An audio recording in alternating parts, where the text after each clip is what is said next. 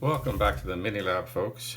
What I'm going to do today, I've gotten a few questions sent to me on various platforms, including on YouTube, about the HRM-10 and other FNIRSI devices and how you update the software in them, the firmware. So that's what we're going to do today. I'm going to show you the process you should go through to update the firmware. So let's get this thing turned on here and bring it up. Now the first thing you want to do is you want to do a long press of this right hand button here until it comes up into the system settings, then go down through here right down to the factory data reset, and we're not actually going to reset it, we're just going to have a look in here, and we can see that we're at firmware version 02. So let's get out of here now. Now the next thing you want to do is you want to go onto the FNIRSI website.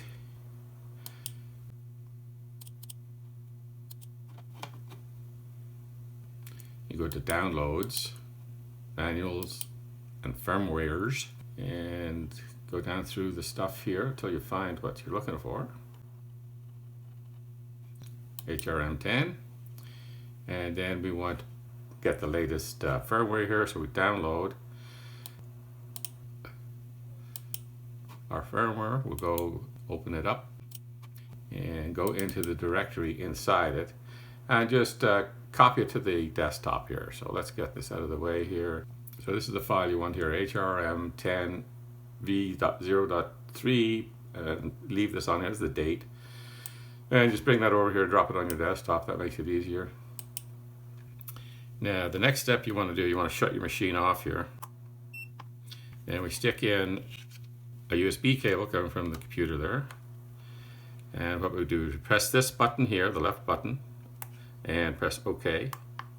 And you see bootloader come up. And now you can see here there's a drive pops up. Now all you have to do is take this file here and drop it into that drive there. And as soon as it finishes, this thing should reboot. There we go. Okay, so now we disconnect it and go into system settings. Let's go down and see if we got the,